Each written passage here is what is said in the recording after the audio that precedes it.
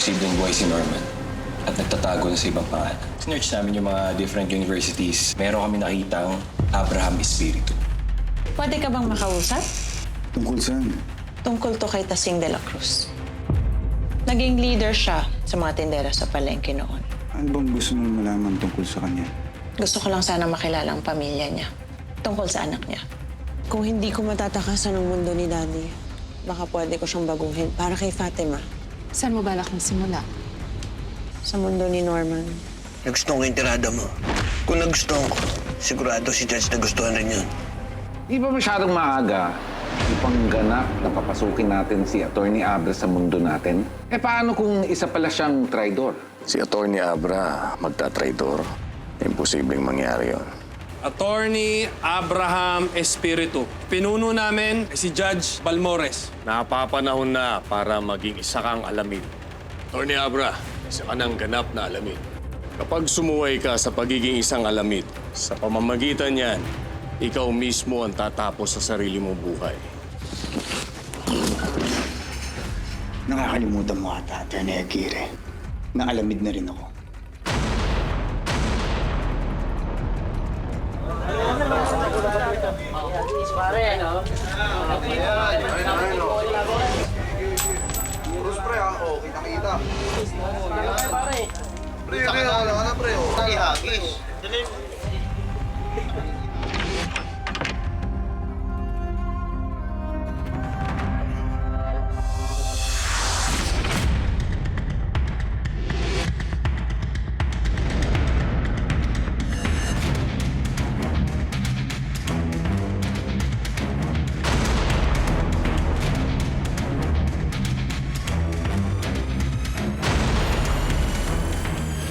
May dumating na iba.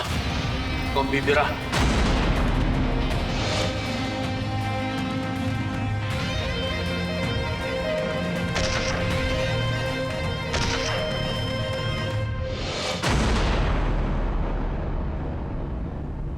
Tuloy. Nandiyan ka na pala. Kamusta yung trabaho mo? Ba, mukhang big time yung sinayawan mo ngayon, ah. Hulaan mo kung sinong nandun. Sino? Hindi immortal mong kalaban, si Brandon. At yung amo niya si Judge Balmores.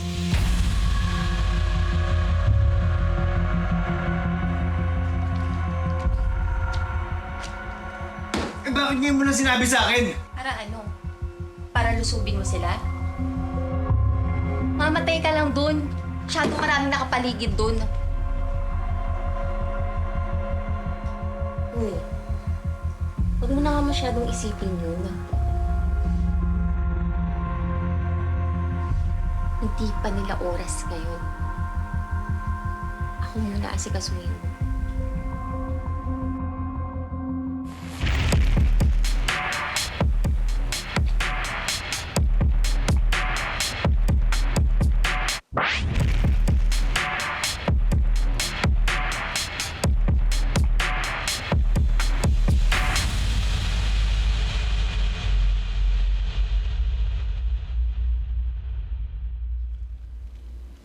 Sino ba naman kasintang susugatan yung sarili para sa ritual? Madami. Mabuti nga, yan lang inabot ni Atty. Kung naising yan. Natuluyan yan. Di ba ang daming namamatay sa ising-ising?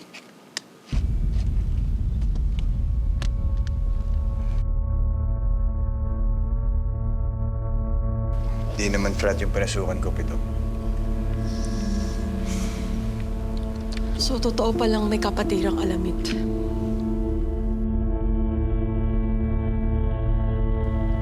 Nung pulis pa ako, narinig ko na merong ganyan. Pero siyempre, bawal pag-usapan. Hindi nakakapagtaka. Hindi lang si Balmores yung makapangyarihan doon.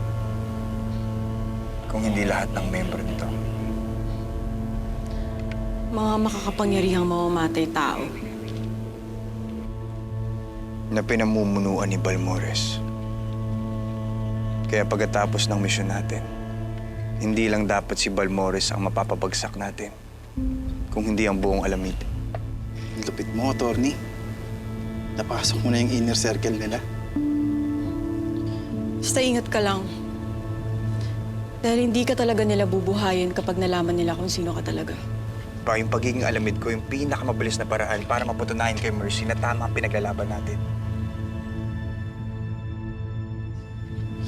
Si Mercy na naman. Jane, problema din natin si Mercy. Hindi siya yung problema. Ikaw!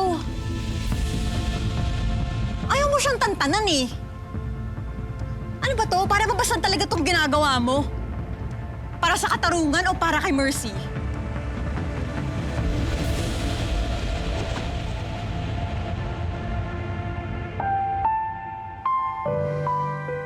Anong nangyari dun? Biglang nagalit yun.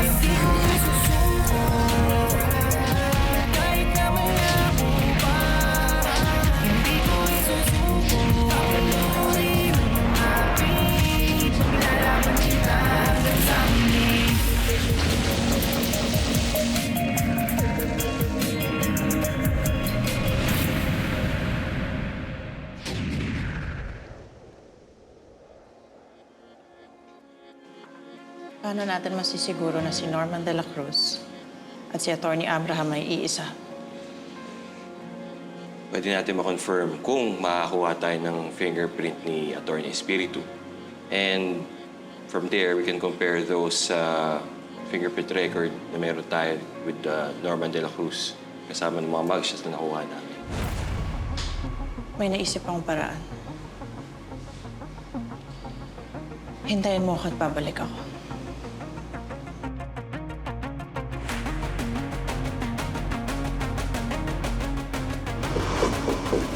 Pasok. Kanina pa kita hinahanap. Pwede ka bang makausap? Tungkol saan? I brought you wine. Uminom ka muna.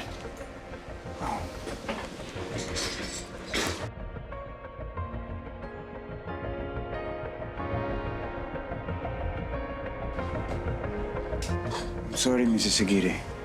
Kinailangan ko sara yung pinto dahil baka makita tayo ng asawa mo, si Atty. Miguel.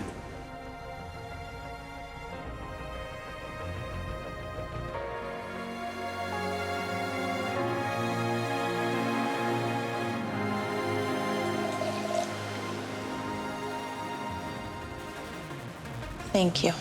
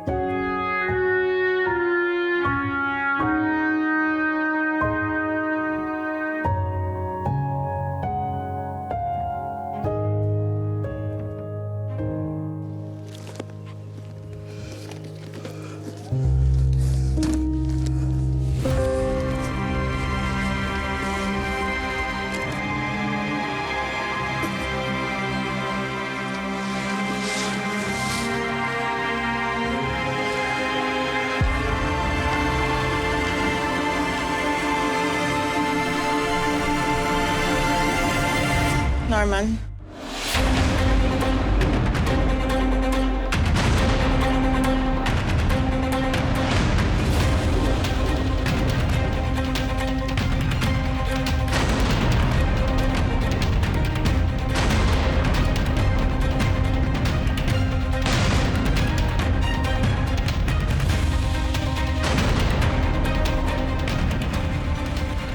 Mercy, nagkakamali ka. Huwag na. Norman, huwag na, please. Hindi magsisinungaling ang mga mata ko at lalong hindi magsisinungaling ang mga dokumentong hawak ko tungkol sa tunay mong pagkatao.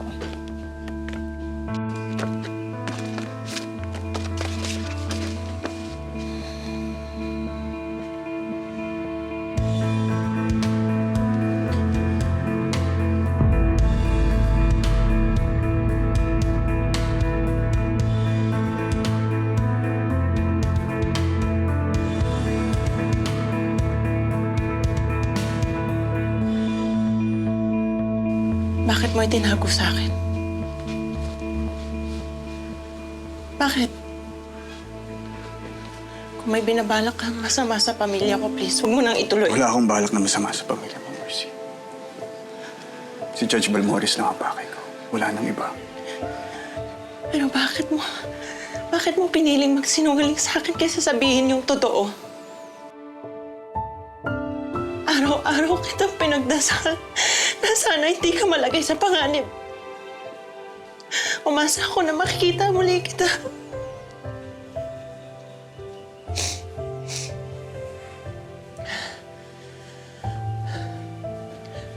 Alam mo ba kung gaano kasakit para sa akin na malaman na patay ka na?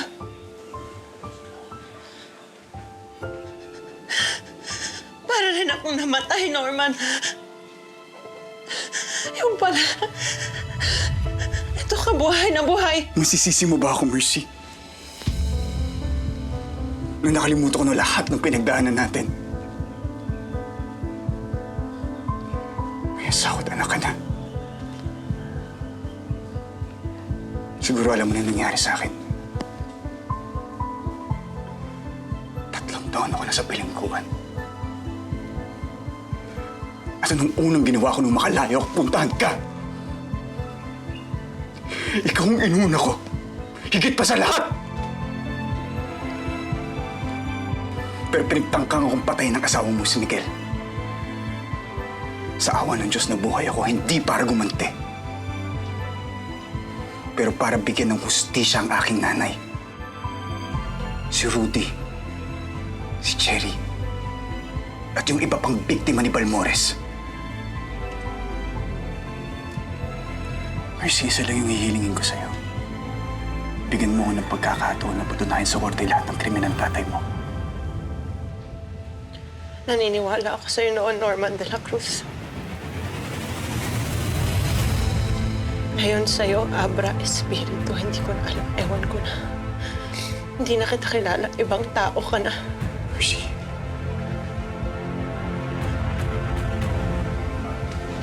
Magpapakilala ko ulit sa'yo. Papatunayan ko sa'yo na ako pa rin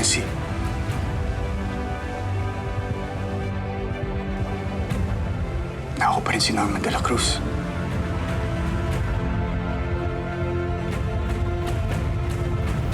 Ako pa rin yung Norman na nakilala mo dati.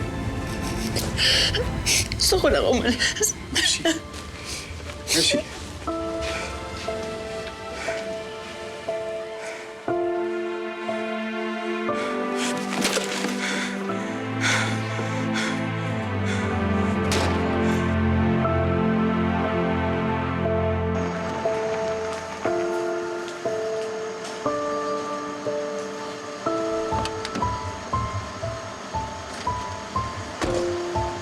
Nurse, ano nangyari? Bakit ka umiiyak?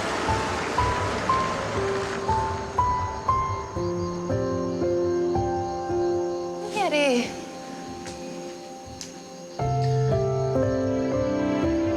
Tama yung hinala ko. Si Atty. Abra. Siya si Norman.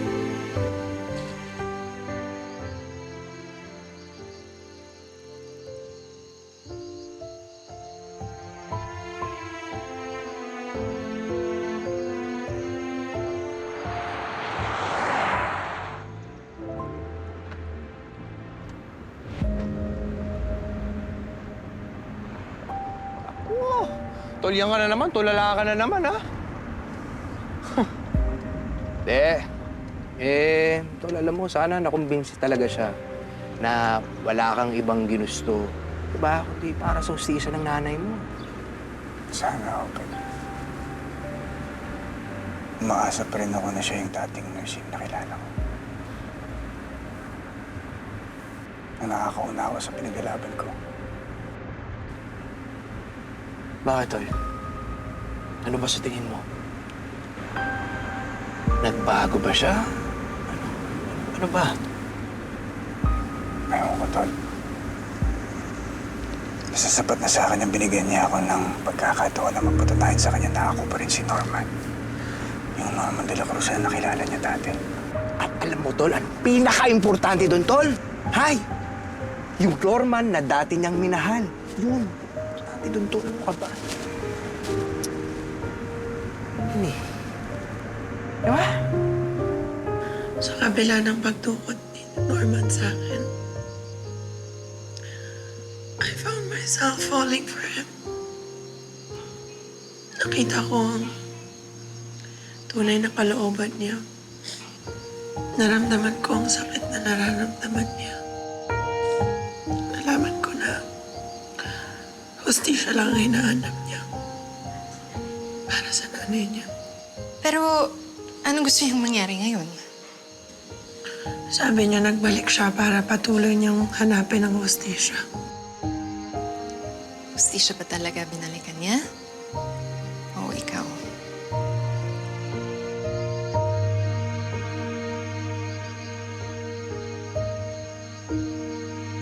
Pero, sandali, so paano na? Anong gagawin mo? Naniniwala ka ba na siya pa rin yung Norman na nakilala mo?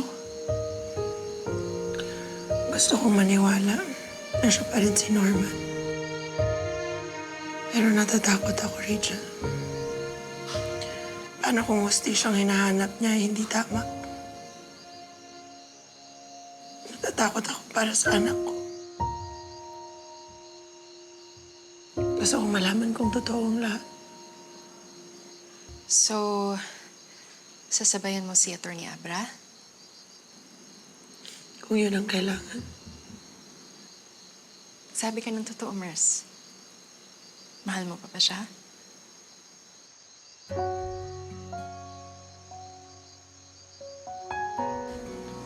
Si Norman ang minahal ko, Rachel, hindi si Atty. Abra.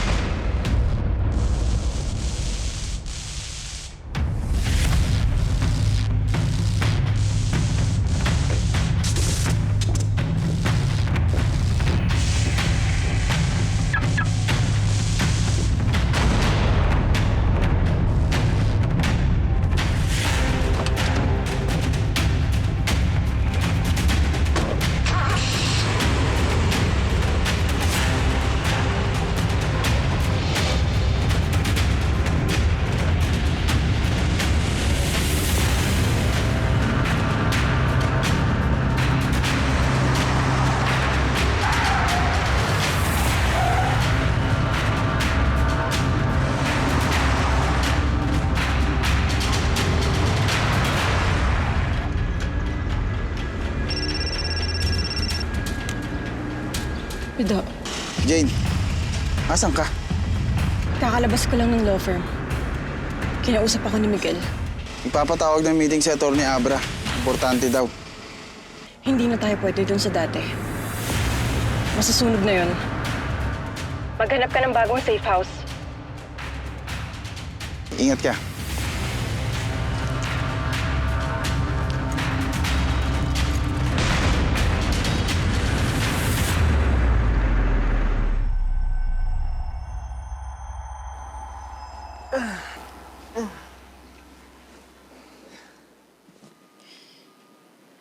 Sigurado ka bang hindi ka ibibisto ni Mercy kay Balmores?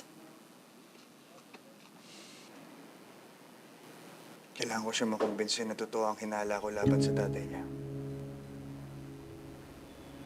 Doon lang siya matatahimik. Doon lang siya maniniwala na wala akong masamang intensyon sa kanya. O sa anak niya. Kay Fatima. Ha? Alam ko na. Makinig kayo sa akin tatlo. Ha? Pwede natin ipakita sa kanya yung interview ni Jane kay Rudy. Di ba? Tama ako? O, ako na naman. Yung kailangan natin yung cellphone ni Cherry. Sigurado ako may malaking ebidensya doon laban kay Judge. Nanggaling na ako kina Aling Rosing. Hinalungkat ko lahat ng gamit ni Cherry na dinala niya doon. Si Mercy. Anong plano mong gawin sa kanya?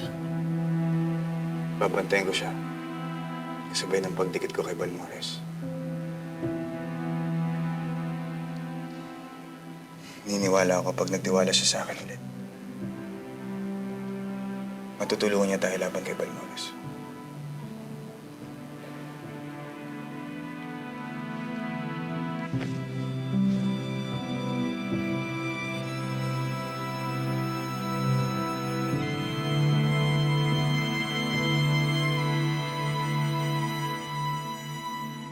Tara.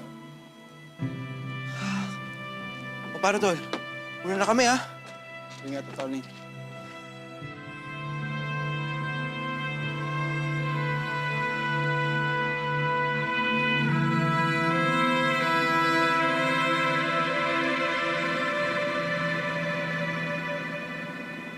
Kanina pa katulala dyan.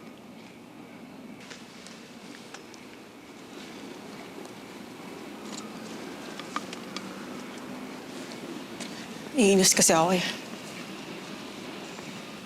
Kasalanan naman talaga niya lahat ng yun eh. Kung hindi sana kasi siya nagdidikit siya kay Mercy, edi sana wala tayong problema ngayon. Hindi niya naman may iwasan yun eh. Ano ka ba? Anak yun yung target natin. Ewan ko sa'yo. Natatakot ka sa ginagawa niyang pagdikit kay Mercy, no?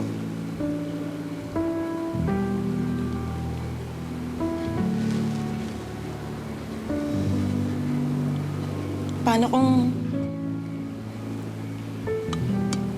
mahulog ulit yung loob niya kay Mercy? Paano kung mas unahin niya yung puso niya kaysa sa pinaglalaban nating katarungan?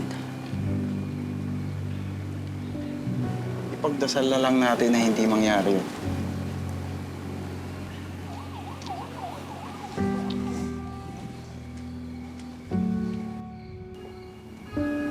Dapat lang. Kasi pag nagkataon, isusumpa ko yung araw na nakilala ko siya.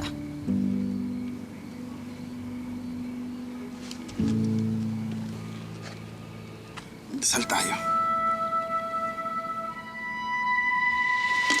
Tagal. Hindi ka naman matino kausap eh. Kaya nga. Ito naman. Kaya hindi ka matino kausap. Gusto mo maglakad? Ikaw, you're so close to violence. Iwan kita. Nakalak! Bukas yan!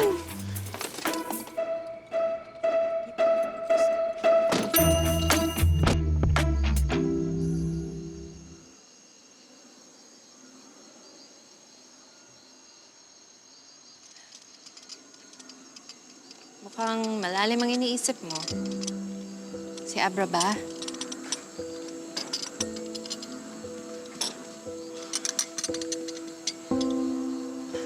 Kailangan mong ingatan na bukod sa dad mo, hindi malaman ni Miguel ang tunay na pagkatao ni Abra. Malaking gulo ang mangyayari. Alam ko.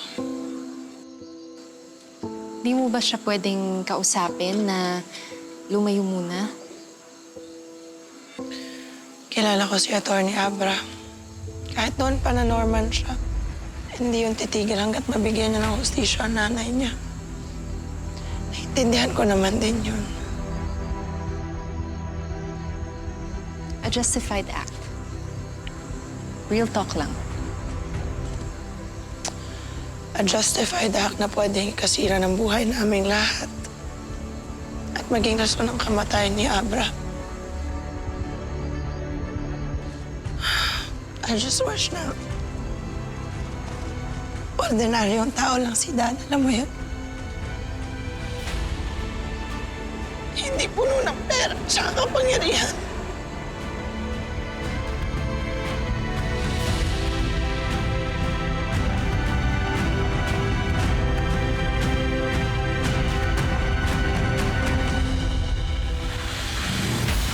Ako'y maninindigan para sa lahat. Kahit na ayapot ng hustisya ay mailap.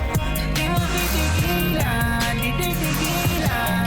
Ilalaban ko pa rin hanggang wakas. Hindi ko isusuko sa lahat. Kahit na malabo pa, hindi ko isusuko. Pakalunin ang nangapi, ipaglalaban kita hanggang sa huli. Kinakailangan makontrol natin lahat ng aspeto ng operations dito. Sa tulong mo. Sisirain natin siya sa social media. May mas dedemonyo pa ba sa hukom na nagpapatay sa sarili niyang adopted sister? Nalaman ko na kung sino makakapagturo sa mga pumatay sa nanay ko. Sasama ako. Gusto ko rin malaman ang lahat ng katotohanan.